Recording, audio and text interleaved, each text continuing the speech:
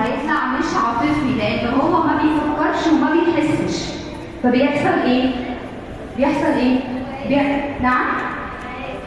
بيبقى قاسي على نفسه، بيبقى قاسي على الاخرين.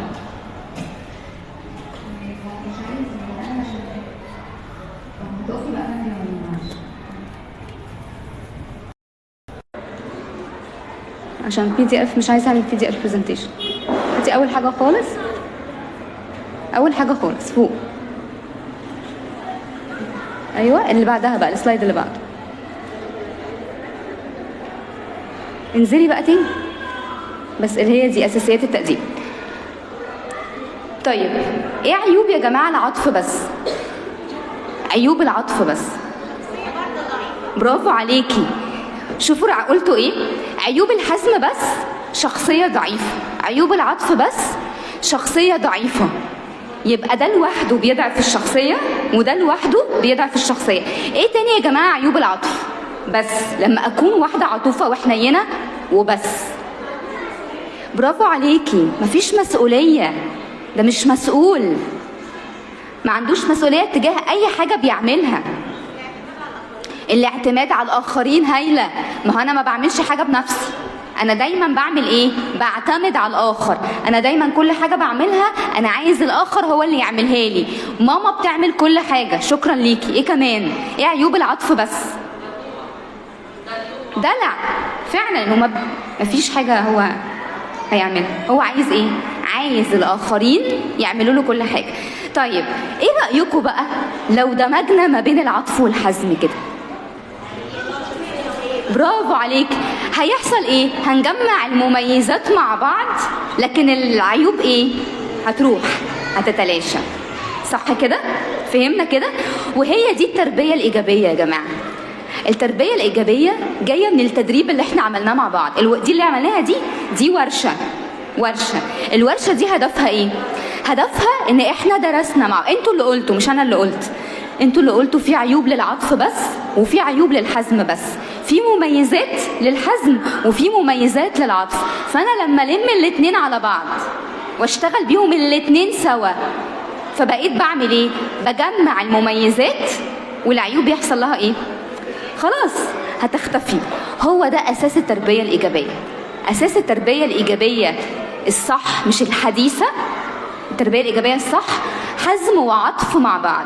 بيسموها ايه يا جماعه؟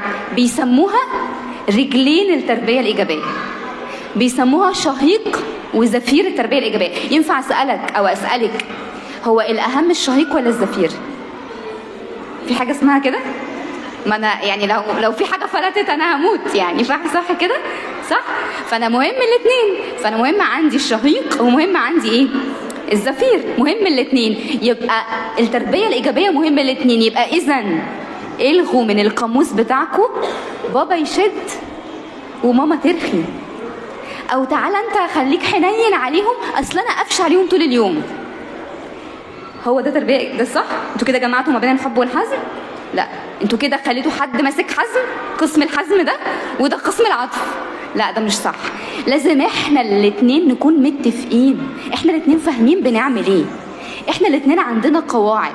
عشان كده ارجوكم كل بابا وماما دلوقتي موجودين او بيسمعوني، اوعوا تاخدوا قرار مع ولادكم من غير ما ترجعوا لبعض. اي قرار حتى لو تافه بالنسبه لكم، قرار حاجه حلوه. هنجيب كام حاجه حلوه في اليوم، هنسمح له بكام حاجه حلوه. ايه رايك يا ماما؟ ايه رايك يا بابا؟ عشان نتفق، نحط قاعده، نحط قواعد نلتزم بيها. بابا وماما خلاص اتفقنا واحده خلاص. فانا ماما هقول لها ماما عايز حاجه حلوه تانية، تقول لك لا اتفقنا على حاجه واحده بس. ماشي. هيعمل ايه؟ يروح لبابا. ما هو عيال نصحى عندها كده ايه، عارفه هتعمل ايه، تروح لبابا. فهيلاقي بابا بيقول نفس الكلام، احنا الاثنين بنحبك، احنا الاثنين انت غالي علينا، احنا الاثنين عندنا قواعد ثابته. اتفضلي.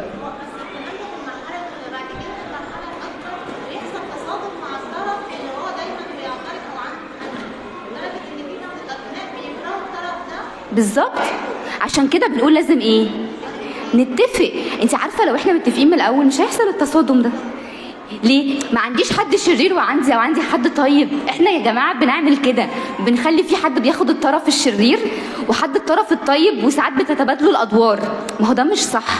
احنا كده خدنا بقى في قسم حزم وقسم عطف، وبقى الطفل عنده خلل في شخصيته. لكن لما احنا الاتنين نتفق ونشوف لو احنا الاتنين عندنا معترضين في حاجه نوصل لاقرب نقطه. طب تعالى نوصل لاقرب نقطه مع بعض، نتفق فيها مع بعض. اتنازلي شويه وجوزك يتنازل شويه.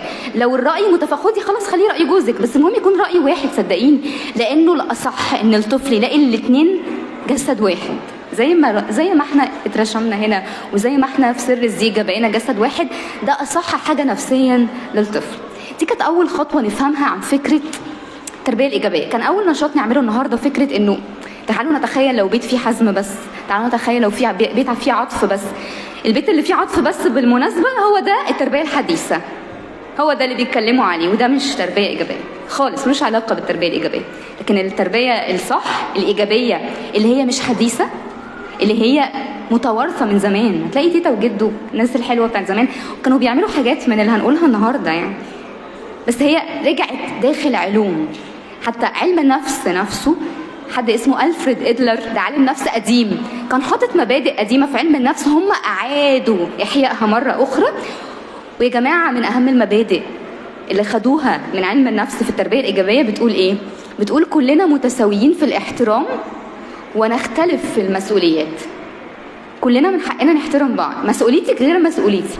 انا مسؤوليتي ام واب، وانت مسؤوليتك ابن او ابنه، دي مسؤوليه، عندك مسؤوليات، بس نتساوى في الاحترام. مش معنى ان هو ابني اجيبه من شعره وامسح بيه الارض ويسمع كلامي يعني يسمع كلامي. احنا لا نمتلك اطفالنا، بالعكس دول بشر، هيكبر يبقى انسان ليه حياته.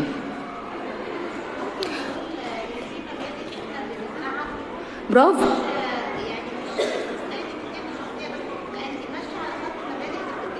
ما هي المبادئ بتعمل ايه؟ بتبني ايه؟ بتبني الشخصية. اشكرك. طيب تعالوا نشوف اساسيات التأديب الصح اللي هو جوه التربية الإيجابية. ليه شوية اساسيات، ليه شوية اسس كده. لو احنا بنستخدم طرق للتأديب whatever، انا مش جاي اقول لكم عاقبوا او ما تعاقبوش، مش هتفرق معايا، كل حد حر، بس انا جاي اقول لكم اي تصرف تعملوه للولاد خدوا الاساسيات دي وقيسوها على اللي انتوا بتعملوه. اول حاجه اللي انا بعمله ده لو طفلي غلط، يعني هل الرد الفعل بتاعي ده بيحسس الطفل انه منتمي ومهم؟ هل وانت يا ماما بتديني رد فعل للغلط اللي انا بعمله بتحسسيني ان انا منتمي للبيت ده ومهم عندك، ولا بتحسسيني بالنفور والكراهيه مش طايقاني وبتخليني مش طايق نفسي ولا طايق البيت ده عشان اقعد فيه؟ تحسسيني بايه؟ لو انت بتحسسيني بالشعور الاحباط ده، للاسف ده مش تأديب، ده حاجه بتهد شخصيه الطفل. وهنا بقى اجيب سيره العقاب شويه، ومش هدفي يا جماعه اقول لكم ما تعاقبوش، عشان براحتكم كل بيت براحته، بس انا جاي اقول لكم العقاب ما جابش نتيجه معاكم. خلونا نكون صراحه. ياما قلت روح اقعد هناك، يقول لك ماشي رايح، عندك ايه تاني تعمله؟ صح؟ ياما يقول لك انا بص هحرمك من الرحله الجايه، مش فارقه، صح؟ ياما قلت له بص بقى انا لو ما عملتش كذا انا هعمل كذا كذا كذا، يبص لك كده خلاص مش فارق معايا. ياما عملنا كده وياما شفنا انه ما فرقش. ليه؟ حاجه غير مرتبطه بالفعل اصلا، ملهاش علاقه بالفعل. هو عمل حاجه فانت انزعجتي واتخنقتي وتعبتي وخدتي رد فعل نتيجه لتعبك انت ونرفزتك انت، مش نتيجه للموقف. ما درستيش الموقف وشفتي ازاي انا ممكن اديله رد فعل يحسسه بانتماء واهميه، يعلمه. على فكره احنا بنعلم ولادنا من اخطائهم، الولاد ما بتتعلمش كده، الولاد بتتعلم من اخطائهم من غلطاتهم، فاحنا المفروض نستغل كل غلط عشان يتعلموا منه. تعالى اقول لكم شويه امثله كده على الاطفال، لان كل سلايد من دول مش جايين نقول حاجات بقى وكلام كتير، جايين ناخد كل حاجه كده ايه ونقيسها مع بعض. مثلا ابنك الصغير، انا مثلا دخلت المطبخ ومسكت كوبايه ووقعتها على الارض اتكسرت، فانا ماما بيت الرعب العادي اللي في البيت، حرام عليك ايه اللي انت عملته ده، بجد كده كفايه انا زهقت، طب روح مش عارفه الاوضه اقعد شويه. اتعلم ايه؟ ماشي اتعلم ما يقربش من الكوبايه تاني. اتعلم ايه كمان؟ اتفزع. اتعلم ايه كمان؟ برافو، جميله.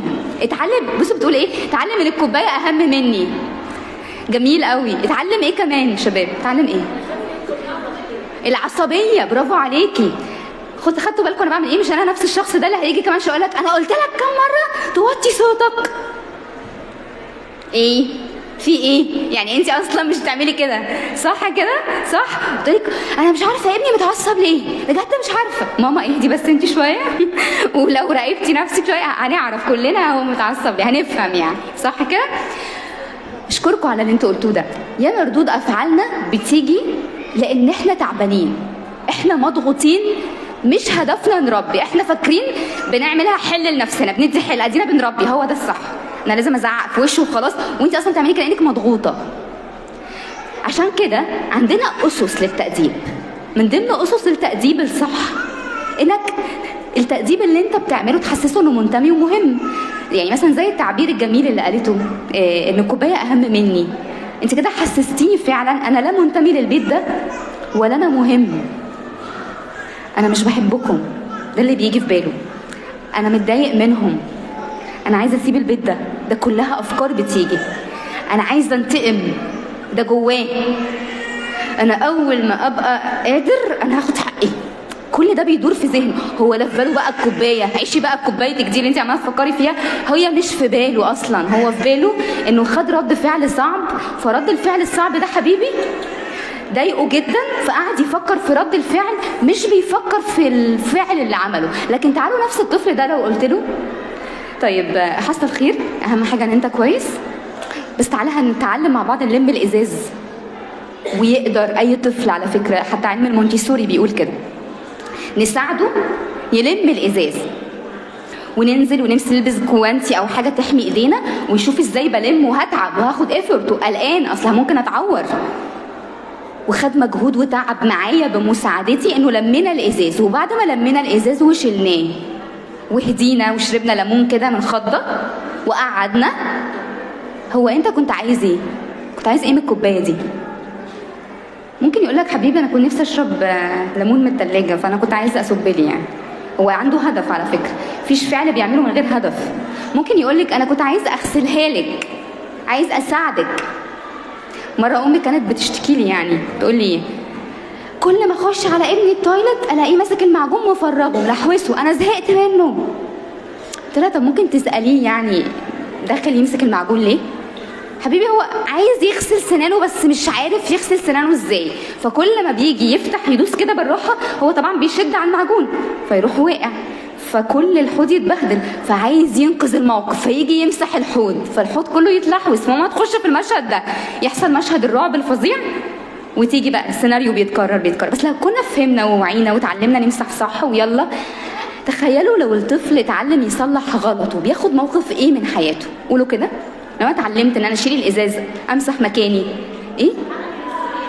برافو عليكي، هتحمل مسؤوليه، هتحمل حاجه اكبر بقى.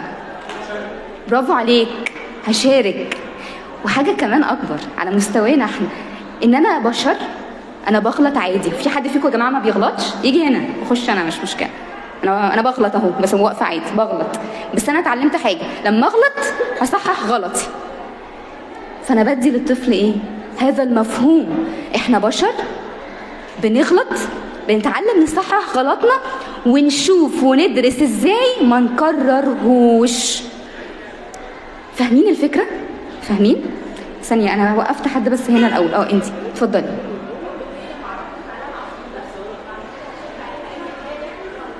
علي صوتك مش سامعه. برافو عليكي، شاطره رضا. وده على فكره لما درسنا التربيه الايجابيه في كده مفهوم في التربيه الايجابيه، بس انا ما جبتوش معايا النهارده يعني لانه بعمله جوه الكورسات بس لانه بيخض الناس. يعني لماذا فشل العقاب؟ فالناس بتترعب، بس عشان بكمل معاهم شهرين بعد كده فبسيبهم يترعبوا عادي. ما رضيتش ارعبكم النهارده، بس دي من ضمن مفاهيم لماذا فشل العقاب. فشل العقاب اللي احنا بنعمله لان بيرعب الطفل وبيخليه يكذب وبيخليه يخبي عليا وما بيتعلمش مهارات في حياته ابدا. بالعكس بيعمل الغلط ويعك من ورايا بقى، يقول لك ما عملتش كده، ده اخويا هو اللي دلق الزيت مش انا، وانت شايفاه بعينك يا عيني. بس هو خلاص هو اخد على كده، مش واخد انه في كده حد سكر يعني معود بنته، بصي حصل خير يا ماما، حصل خير، انا هنعمل مع بعض. شفت بوست على الفيسبوك جميل، بتتكلم عن ابنها اسمه مروان، انا مش قادره انسى البوست ده. يقول مروان علمناه تربيه ايجابيه كويسه جدا، ففي يوم اتكعبل وقع على الاكل، الطبيخ كله جه عليه والطبيخ كله باظ، فاق وقال لهم ما تقلقوش يا جماعه انا كويس. هو عنده مفهوم ان هو اهم من الاكل. طبعا دي حاجه كويسه، الاكل باظ وكلنا عايزين نولع في مروان، بس مش مشكله، الولد واخد مفهوم تقلقوش يا جماعه انا ايه، انا كويس. هو ده يا جماعه اللي احنا عايزين نعمله، هو ده حبيبي. لان احنا بشر، احنا بننسى ان احنا بشر، احنا بنفتكر ان احنا جايين من كوكب اسمه كوكب الاباء والامهات، ودول جايين من كوكب العيال، فاحنا كمسؤولين لازم نخليهم يسمعوا كل حاجه ويقولوا حاضر وينفذوا الكلام وما يغلطوش ويمشوا على عجيمه. مش هو ده، ده مش من اساس البشر اصلا.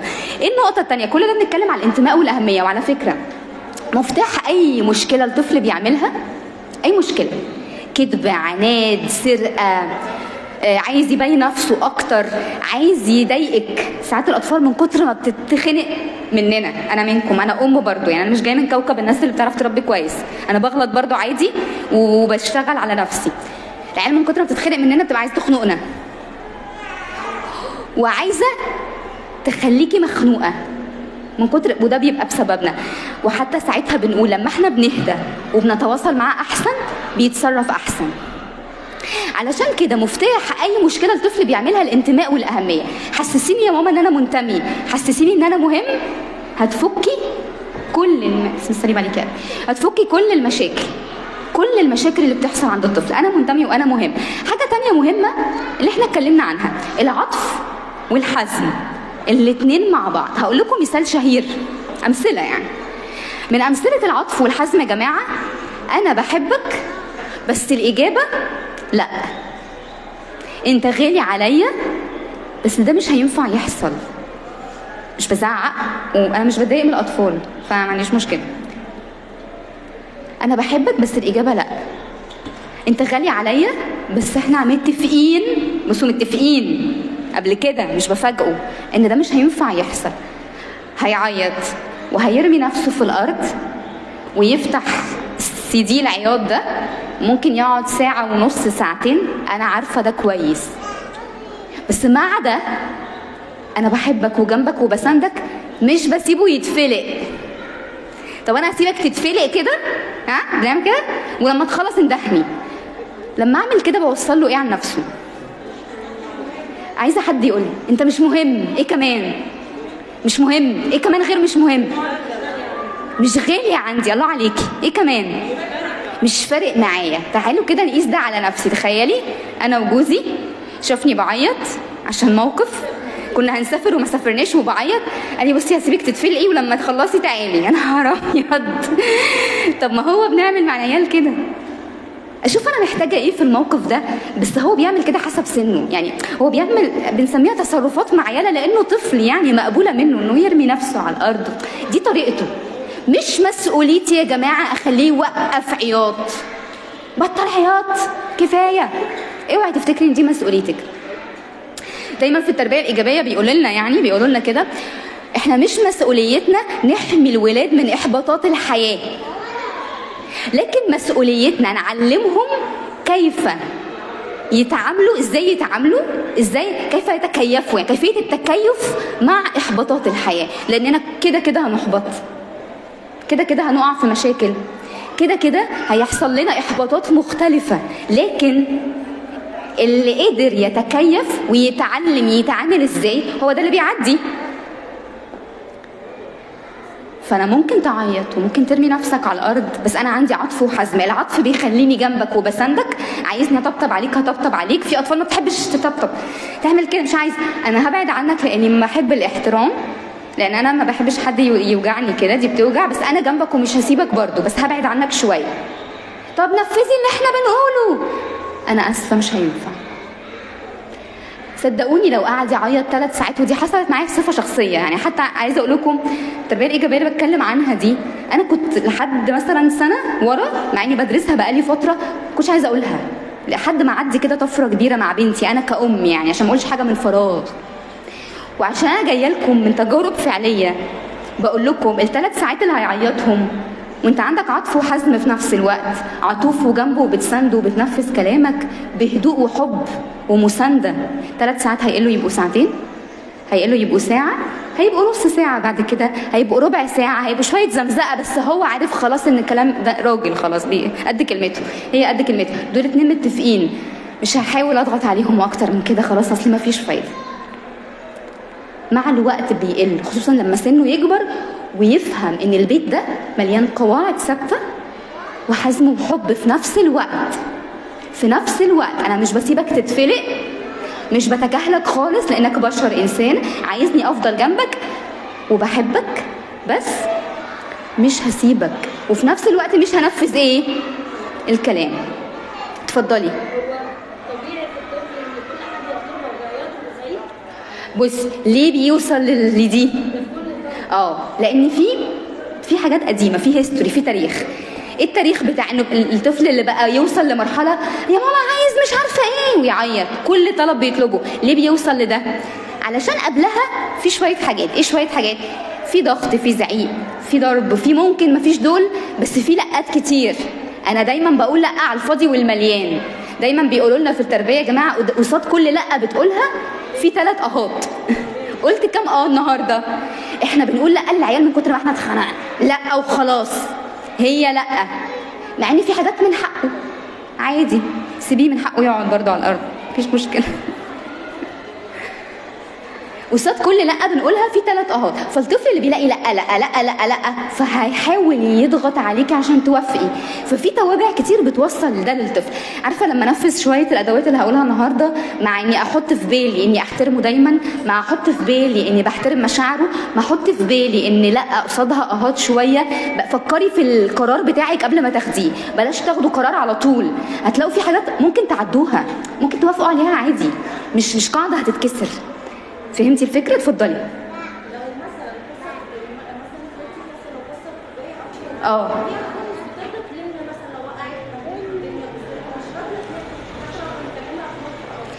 ليه؟ عشان هي حاسه ان انا بكلمها. السؤال بيقول ايه؟ عشان السؤال غالبا ما بيطلعش في اللايف. السؤال بيقول ايه؟ في اطفال ما بترضاش تلم. ليه؟ في فرق ما بقول لك بص عملت كده يلا لم بقى اللي انت عملته ده. لا عيشي حياتك انت بقى، لم انت.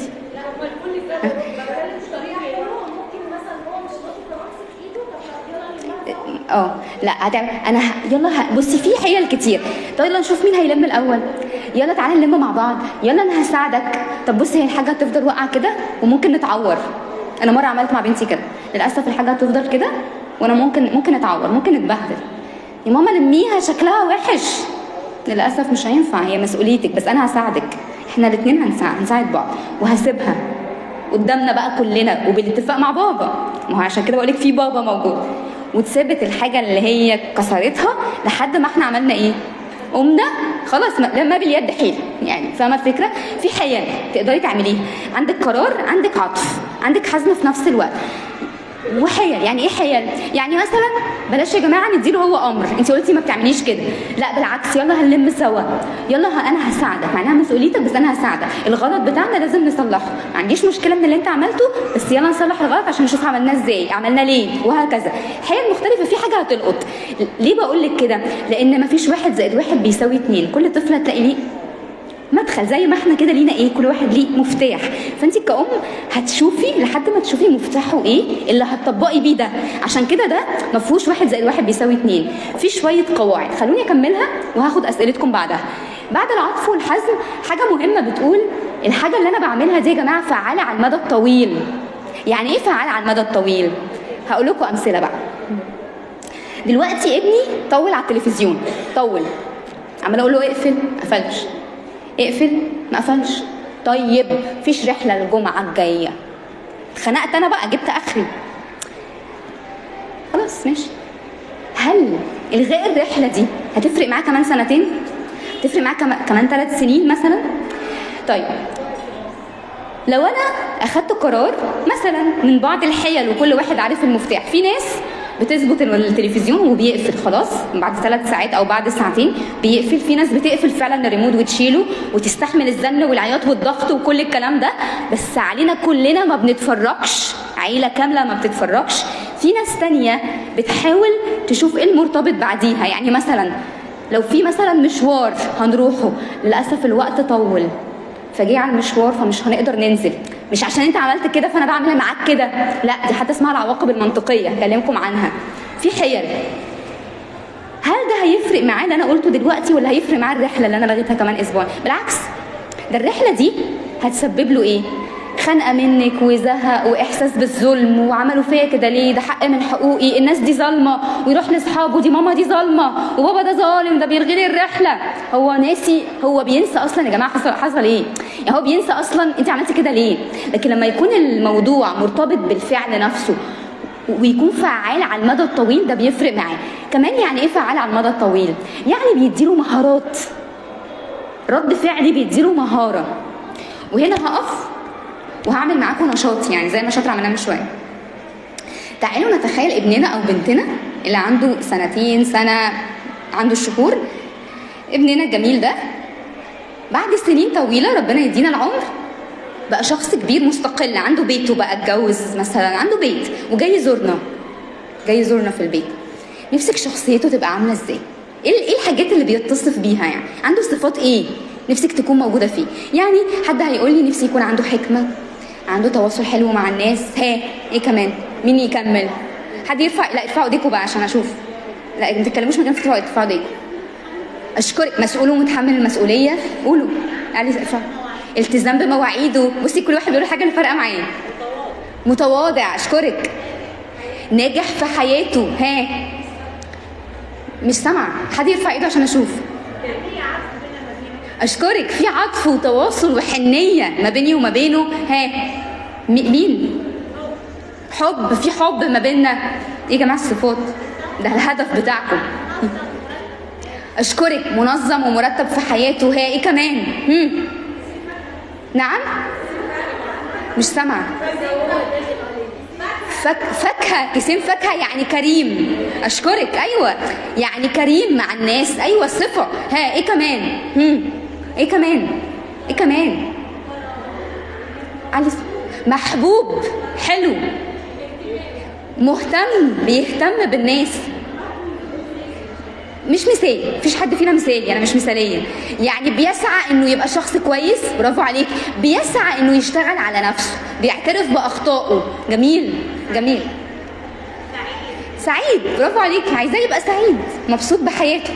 حد عنده افكار تاني؟ في افكار كتير مش هنخلص. عطاء. لازم النهارده اول ما تروحوا يكون ده الواجب بتاعكم، تمسكوا ورقه وقلم. لو مش معانا، مش بنعرف نكتب، نسجلها. هو ده الهدف بتاعكم. يا جماعه هو احنا ينفع نروح رحله مش عارفين رايحين فين؟ ينفع نركب اتوبيس يقول لك انت رايح فين النهارده؟ انا مش عارف، احنا راكبين وخلاص. هتوصل؟ لا، عمرك ما هتوصل، مش هتوصل اصلا. وهو ده حياتنا، احنا في رحله. لو مش عندي هدف مش هوصل. زي ما كلنا كمسيحيين هدفنا الملكوت، بس في اهداف ارضيه هتوصلنا، تبقى ستيب تو الملكوت يعني. عشان كده ربنا قال ملكوت الله ايه؟ داخلكم. ازاي ملكوت الله داخلنا؟ يعني نجيب ملكوت نحطه كده؟ لا، ان احنا نشتغل على نفسنا، ولما نشتغل على نفسنا نقرب من ربنا اكتر، وبنعرف نعيش الصح اكتر، فاولادنا يعملوا اللي احنا بنعمله مش اللي احنا بنقوله. ايه كمان مهم من اللي احنا بنعمله ده؟ زي ما هو فعال على المدى الطويل، بيعلم مهارات اجتماعيه وحياتيه. على فكره ده انا ببعته عادي، انا بعته لمارينا وبراحتكم يعني تاخدوه، عشان انتوا كده كده ممكن تاخدوا محتوى. يعني ايه يا جماعه بيعلم مهارات؟ اوعوا يا جماعه تعملوا رد فعل ما بيعلمش حاجه. لازم يكون رد فعلك ده بيعلم، بيبني. لما انا اعلمك تلم وراك وتلم الغلط اللي انت عملته، بديك مهاره ان اللي انت بتغلط فيه ممكن تغلط بس بتصحح غلطك. لما انا اعلمك ان في حاجه بتحصل بعدها حاجه، بنخلص المذاكره بعديها الموبايل مثلا، او بنخلص المذاكره وبعديها ساعه تلفزيون، ده بعد ده مش مكافاه. تلفزيون ايه المكافاه دي؟ مكافاه ايه؟ المكافاه دي ما بتعلمش حاجه اصلا. لكن في ترتيب، هتعلم ان انا بنظم مواعيدي، عندي اداره لوقتي، عندي مهاره لاداره حياتي، عارف ايه الاولويات، دي مهاره اسمها اداره الاولويات. لما انا ادي لك تعليم وقواعد بتقول احنا بناكل، وبعد ما بناكل بناخد الحاجه حلوه، مش كل عشان اديك بونبوني. اتعلم ايه انتي؟ علمتيه ايه؟ الشاي بالياسمين بقى، ها لما بنكبر ده فين الشاي بتاعي؟ صح؟ مش بيبقوا عايزين كده؟ مش لما يكبروا يقول لك هتديني كام؟ صح؟ ليه؟ اتعودوا على ده من واحنا صغيرين. عشان كده ارجوكم لو بتعملوا المكافئات قللوا نسبتها شويه، قللوها شويه. يعني مش بقول لكم الغيوا، انا لا جايه اقول لكم الغوا العقاب ولا اقول لكم الغوا المكافئات، كل واحد براحته، بس يا جماعه على الاقل قللوها، ما بتجيبش نتيجه. بالعكس بتعلموا الشاي بالياسمين قوي يعني. بالعكس يعني لازم تكون حاجه ذاتيه. لما اعلمك ان انت بتاكل عشان تكبر، مش عشان هتاخد الحاجه حلوه. بتاكل علشان تبقى قوي، بتاكل علشان يكون عندك مناعه يا حبيبي. يعني ايه مناعه؟ المناعه دي عامله زي الجندي كده اللي في الحرب، اللي واقف كده جوانا بنتخيل معاه، وكل ما يجي فيروس كده من بره يقول له ابعد ما تقربش. طب لما احنا ما بنهتمش باكلنا، مفيش الجندي ده، ميت، فاي فيروس هيجي يلبس فينا خلاص. وافكار مختلفه تخلي الحاجه اسمها التحفيز الذاتي من جوايا، فبديلك مهارات لحياتك وبديلك مهارات لاجتماعياتك، وده اللي هيخليها فعالة على المدى الطويل.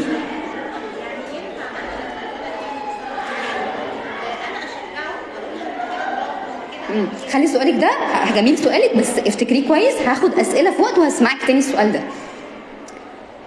مهم كمان ان رد الفعل ده يا جماعه يخليني اكتشف قدراته، اكتشف مهاراته. كتير قوي امهات بتقول ابني وصل ل6 ابتدائي ومش عارفه موهبته ايه. يا لهوي، ببقى عايزه الطم على وشي. 6 ابتدائي؟ طب احنا فين طول السنين دي؟ ملاحظاتنا عامله ازاي؟ يعني مش ملاحظينه ازاي؟ مش واخدين بالنا منه؟ ده بابا وماما دول هم دول اللي بياخدوا بالهم مني، ملاحظيني. عشان كده ارجوكم، العيال عايزاها عينين عليها، عايزه تتشاف صح. احنا بنشوفهم عشان نأمرهم. نعمل ايه مع العيال طول اليوم؟ قوم، اقعد، كل، نام، اشرب، البس، اخلص، طهقتني، ذاكر. ده التعامل بتاعنا مع العيال. لكن هل باخد بالي ايه ده الواد لما سمع الترنيمه لقطها بسرعه ودندنها، ويمكن مش حافظ كلامها بس يعني المزيكا راكبه في دماغه، يبقى ده عنده حاجه اسمها ذكاء موسيقي. ادور وراه، ايه ده الولد بيقدر يتكلم بلباقه كأن عنده 25 سنه، كلام كده، كلام ده اسمه ذكاء لغوي. ده حبيبي لما بيخش وسط الناس كده الاقيه عارف كل العيال اللي موجوده. ده عنده ذكاء اجتماعي. ايه ده، هو في انواع من الذكاءات؟ اوبا كتير. اوعوا تفتكروا ان الذكاء بس الدراسه دي 1% من انواع الذكاءات. يعني لو هو مش ذكي فيها مش مشكله، يعدي بس يزق كده فيه في الدراسه مش مشكله، المهم نكتشف نوع ذكائه ايه. وهكذا بيجي منين؟ ملاحظاه، عيني ايه؟ عيني عليه. عشان كده مهم قوي نكتشف قدراتهم، واكتشاف القدرات بيجي كمان من رد افعالنا على المشاكل اللي بيعملوها.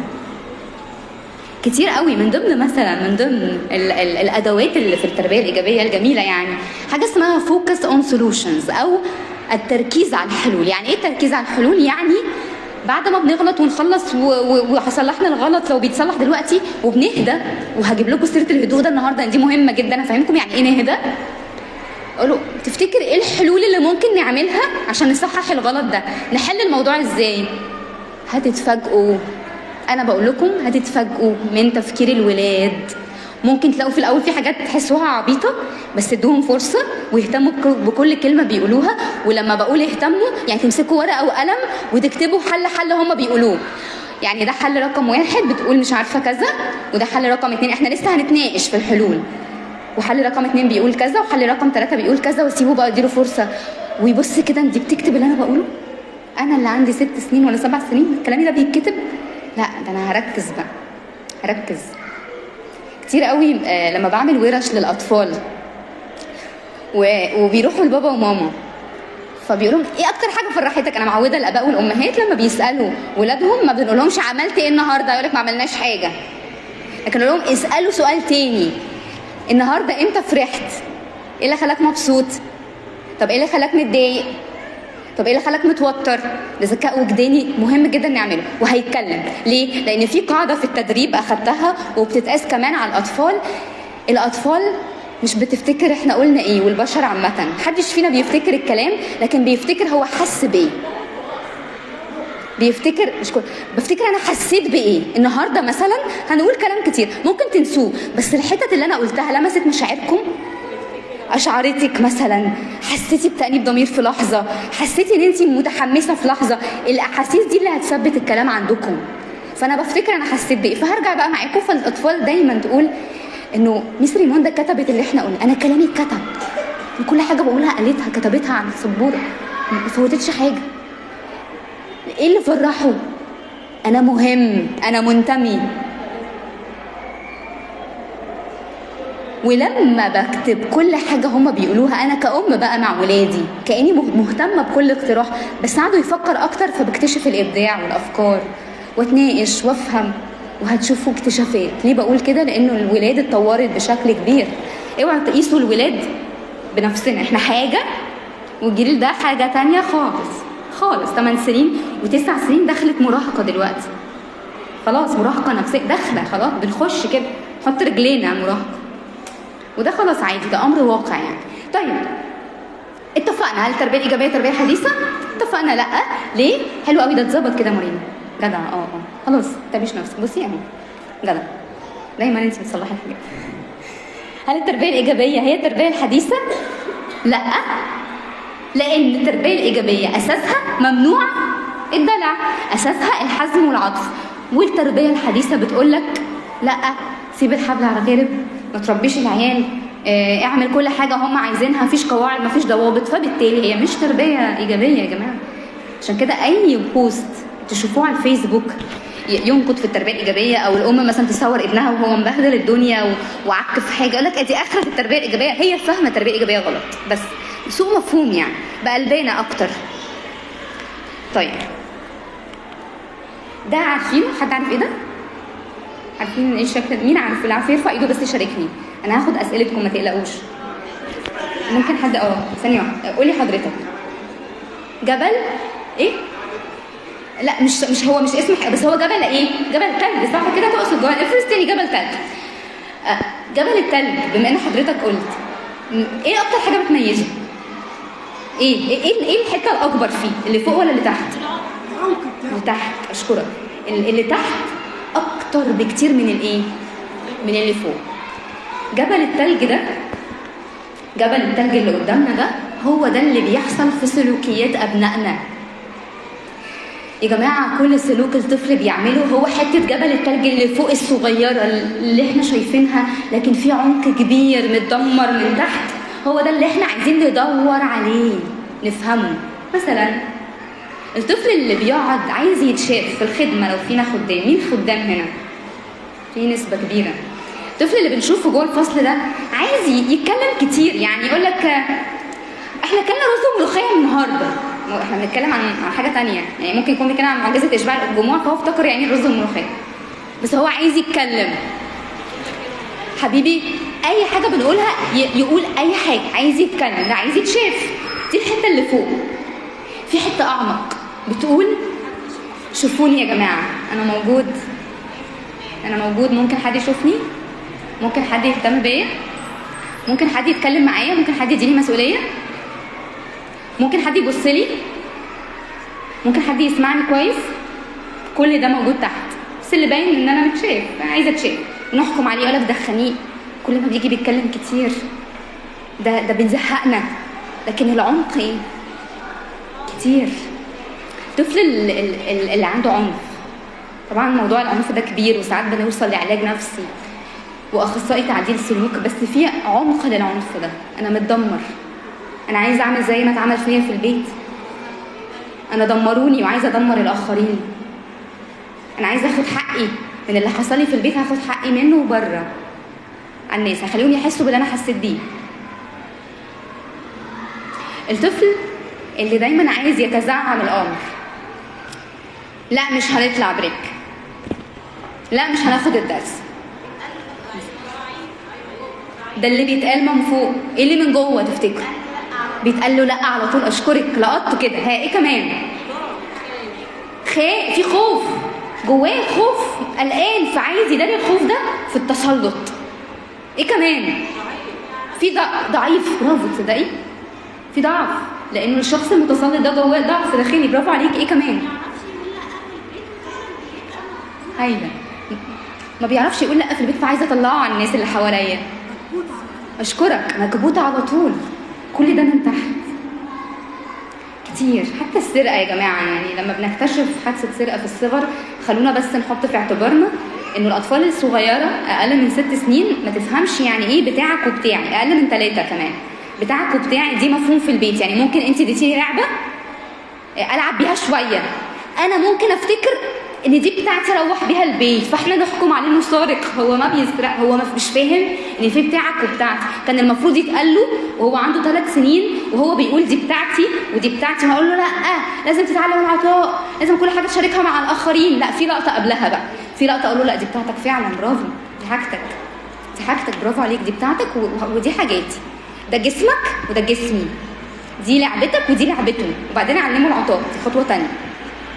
بس لو عمل كده بقى ووصلت لحاجه كبيره وكل حاجه عمال ياخدها، ده في حاجه تحت برضه. مش بس على فكره احتياج فلوس، مش الاحتياج فلوس بس اللي بيعمل سرقه، احتياج الحب والحنان. فبعوض. دايما بنقول يا جماعه احنا بنتولد بخزانات فاضيه، كوبايات فاضيه، يعني في كوبايه امان وكوبايه حب وكوبايه حنان وكوبايه حاجات، خزانات فاضيه يعني. مين اللي بيدهاني؟ مفروض اب وام، الاسره. اشكرك، الاب والام الاثنين. بابا بيديني حاجات وماما بتديني حاجات. فلما ما تتمليش هعمل ايه؟ هدور بره بقى باي شكل، وهاخد هملاها اي حاجه. في مننا كبار بيوصلوا يغطوا ده بالاكل، ياكلوا كتير، توصل للمراهقه اكل كتير، ادمن اباحيه، ادمن ميديا.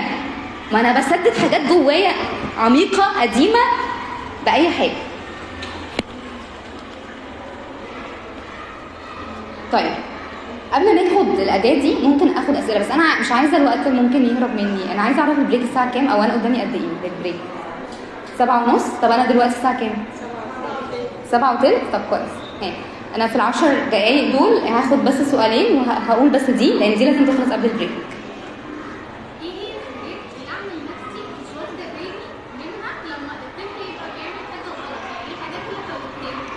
سؤال جميل. ايه الحاجات اللي ممكن افوتها للطفل لو هو ممكن افوتها؟ وده قاعده جميله عامه في الحياه، في علم النفس بقى، بتقولك تشوز يور باتل، يعني اختار المعركه اللي انت هتدخلها. وفي حاجات ممكن اعمل نفسي مش شايفاها. هقول لك حاجه من المونتيسوري جميله، يعني قاعده كده ساعدتني في حياتي. بتقول لي ايه القاعده دي؟ بتقول لي دكتور ماريا مونتيسوري قالتها، يعني بتقول لا تتدخل الا في حاله الخطر وليس الخطأ. فممكن الخطأ يعلم نفسه بنفسه، لكن الخطر يؤدي للموت بعد الشر. فانت حطي القاعده دي، اللقطه دي خطر ولا خطأ؟ ممكن يعلم نفسه بنفسه فيها. مثلا طفل وقع شويه رز على الارض والدنيا فاضيه، مفيش حد هيزورنا يعني دلوقتي، دي خطأ ولا خطر؟ خطأ. ممكن يلعب بيه شويه والاقيه فجأة لمه وشاله. ممكن. انا مش هينفع اقول لك امثله، كل واحد ليه حياته. على فكره اللي يجي يقول لك لازم تعمل 1 2 3 4 5 6، ده مش مدرستي. يعني انا مدرستي اديكي مفاتيح وانت هتبقى ليكي مفاتيحك، تاخدي ده تعمليها بطريقتك وانا هاخد اعملها بطريقتي. لانه في احدى الكتب الجميله يعني يقول لك احنا مش انسان آلي، مش هينفع اقول لك 1 2 3 هيساوي كذا وده لازم يحصل، يبقى شكرا احنا مش بشر، احنا انسان آلي يعمل بتقنيه تصحيح الخطأ. لا، انا مش كده، انا بشر. ففي قاعده ساعدتني لا تتدخل الا في حاله الخطر وليس الخطا. فانا اشوف اللقطه دي ايه، ونقيس على الخطر كمان قواعد كبيره.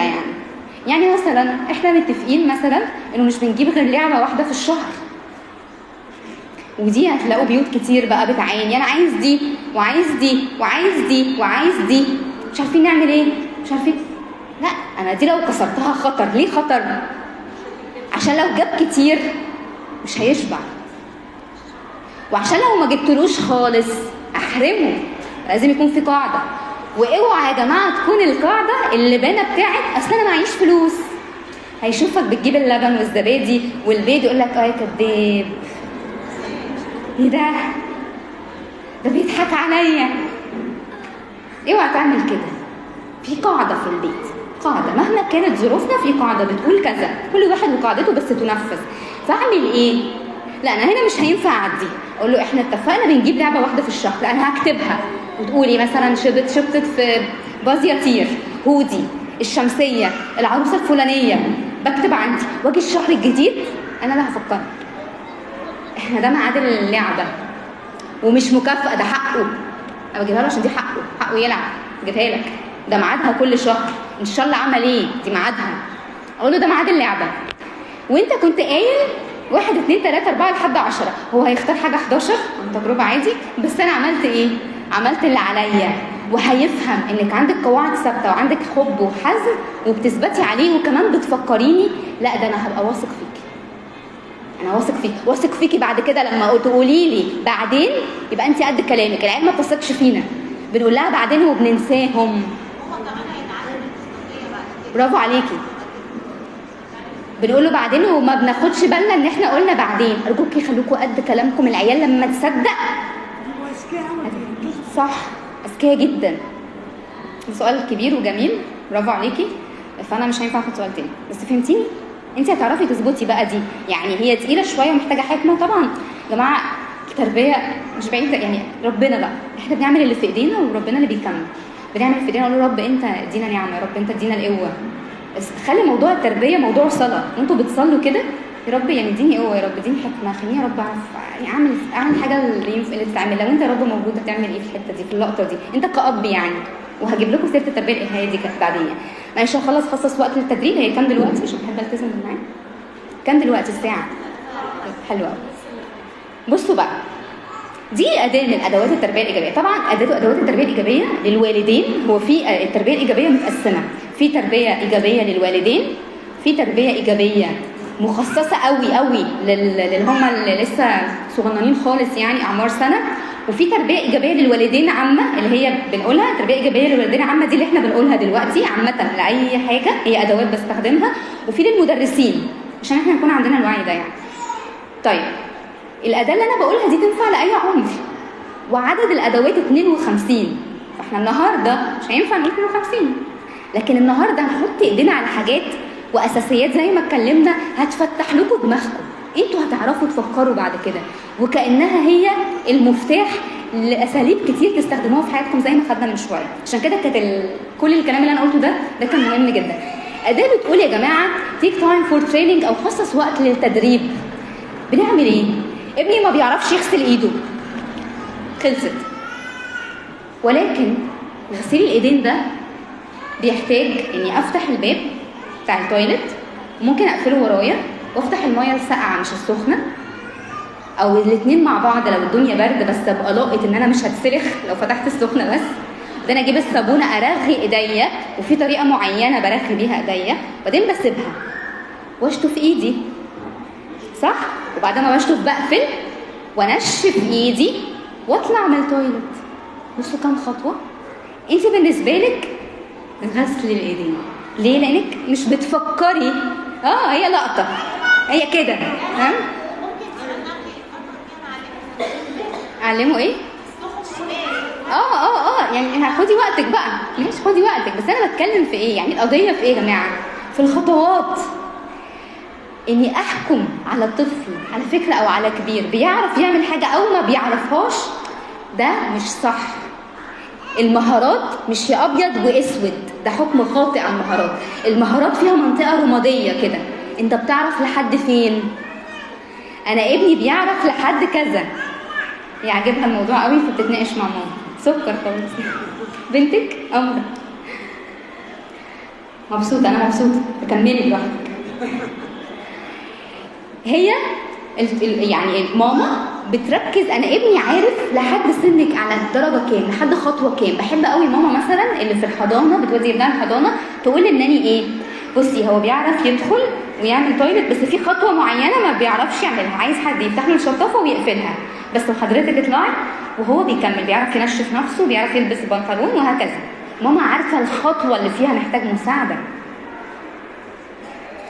وده محتاج طولة بال لو سمحتوا، لان العيال بطبيعتها عايزه تعمل الحاجه، هما بيتولدوا كده. سيبيني البس، سيبيني مش عارفه اعمل، سيبيني، يقول لك يا حبيبي سيبيني، الكلمه سيبيني دي تقطع قلبي كده. يا جماعه سيبوني اعمل حاجه. وكل ما بتسيبني كل ما هتعلم اكتر، كل ما اسيبه يحول في التيشيرت واعلمه وادخل راسي واعمل مش عارفه ايه. وليها خطوات. يعني ايه خطوات؟ يعني مهم عشان تعلم الطفل تاخده معاك مثلا التويليت، يدخل معاك كده كاننا بنعمل مع بعض تمثيليه. بص انا بدخل وبفتح الباب وممكن ما تتكلمش وبنعمل كذا ونعمل كذا، او تعمل الحاجه قدامه مع بعض. ومره تانية بيعملها وانت معاه، ومره ثالثه بيعملها ويشوف انت محتاج منك مساعده ازاي، واقول له بعد ما يخلص خالص هايل بس الخطوه دي ممكن تركز فيها اكتر. كل مره بتتقدم لقدام. بص انت المره اللي فاتت قدرت تعمل 4 خطوات، انت النهارده عرفت تعمل 6 خطوات. انا بعمل ايه؟ بعلمه مهاره مهمه في حياته، ان النجاح الحقيقي مش اني اقارن نفسي بحد، لا، اقارن نفسي بايه؟ بنفسي. انا وصلت لفين وباخد خطوه تانية ازاي. الاداه دي بتحل مشاكل كتير في البيوت، لان احنا عندنا احكام خاطئه. عارفين زي ايه؟ ما تروق اوضتك. هو يبص يا نهار ابيض ايه كل البحر ده؟ انا هعمل ايه ولا ايه؟ ايه كل السرير ده؟ فاهمه؟ ايه الدولاب ده؟ انا هعمل ايه في كل ده؟ لكن لما اقول له حبيبي احنا هنمسك الكوفيرتا بالشكل ده وهنتنيها وهنعملها ومش عارفه ايه ودي مسؤوليتك، يكبر شويه مسؤوليته انه يرتب الملايه بالشكل ده. اقول له اعمل ايه؟ ايه روق اوضتك دي؟ ايه روق اكنس الصاله؟ يا نهار ابيض ايه الصاله دي اللي انا هو بيحس انه داخل في بحر الضياع. انا هعمل ايه؟ عشان كده بحب اماتش قوي بالمونتيسوري. انا مدربه مونتيسوري واخدت فتره طويله جدا فيه والى الان، وبحبه جدا لانه بيهتم جدا بمرحله الطفل وتطوره. يعني مثلا لما نحب نعلم الطفل يكنس، وده من مهارات المونتيسوري، احنا بنرسم له مربع كده واقول له الحته دي بس اللي انت هتكنسها، وبنعلمه بنمسك مقشه وظروف ازاي بتيك تايم فور تريننج دي، وعارفين الخطوات. الحته دي لحد دي، فانا حاسس ان في حدود للحاجه اللي بعملها، ليها اول واخر، هتخلص. روق لعبك. يا انا ايه كل اللعب دي؟ انا عندي لعب كتير مش عارف هعمل فيها ايه. طيب يعني اصلا هعمل ايه في يعني هتروق ازاي دي؟ انا بالنسبه لي الترويقه انها تكون مفروشه على الارض وانا بلعب بيها، فانا هعمل ايه عشان تتروق؟ حتى مش فاهم. عشان كده في التربيه الايجابيه، وهختم معاكم بالكلام النقطه دي، احنا بنقول كلام مش مفهوم. مش مفهوم. عملنا تدريب جميل في الدبلومه بنعمله كده، احنا في الدبلومه بنقوم ونعيش، وحد بيمثل الام وحد بيمثل الطفل، وبنحس بالمشاعر بتاعه الطفل. فانا مثلت الطفل في وقت كاني بصب ميه يعني، وقالوا لي ايه؟ قالوا لي ما تستجيبيش لامر الا مفهوم. عارفه هتعملي ايه؟ فحد بيقول لي ايه؟ حاسبي. ده امر مفهوم؟ مش مفهوم. انت بتفكر زي الطفل. خد بالك. مفهوم؟ برافو عليك. من ايه؟ يعني هعمل ايه؟ الميه هتقع.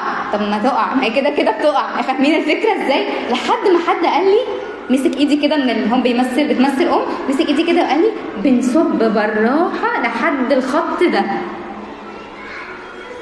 فهمت؟ كطفل احنا بنمثل. حتى انتوا قبل ما تعملوا حاجه للعيال ارجوكم طبقوها نفسكم. حط نفسك مكان العيال ده. انا فاهم انا بقول ايه ولا مش فاهم؟ انزل لمستواه. بصي زمان كنت احب تعبير انزل لمستواه، دلوقتي انا هطلع لمستواه. صدقيني عيال تفهم اكتر مننا. مهارات مهارات مهارات. انا دايما بقول كده، وبقول انا وعيت من اليوتيوب ان اليوتيوب بيعمل سيرش بالصوت من بنتي. يعني كنتش اعرف، يعني دي حاجه من حياتي. دايما بقول كنتش اعرف انه حد ممكن يرنم ترنيمه كده فتيجي الترنيمه، مش شرط اكتبها، ما كنتش اعرفها يعني من سنين. فهي بنتي اللي خلتني اعرف. بيعرفوا كتير يعني. هختم بالنقطه دي في تيك تايم فور تريننج، وارجوكم قبل ما نعمل حاجه للطفل احنا نفهم احنا بنعمل ايه. هطلب منكم طلب. انتوا رايحين بريك مدته قد ايه؟ 10 دقايق. ممكن اللي عنده سؤال يكتبه لي، عشان انا عارفه انتوا هتحتاجوا كل حد يجي يكون عنده اسئله شخصيه كل الكلام ده. لو اسئله متكرره تقدروا تكتبوها معلش وتجيبوها لي، هتبقى مترتبه بالنسبه لي كتير. وانتوا في البريك كده حد يكتبها في ورقه بسرعه ويديهاني في ايدي اجاوب عليها بعد البريك على طول. الموضوع يكون منظم اكتر. مش تقولي اتفضلي اكتبوها ثانيه تمشوش. شوف ايه اللي هيحصل.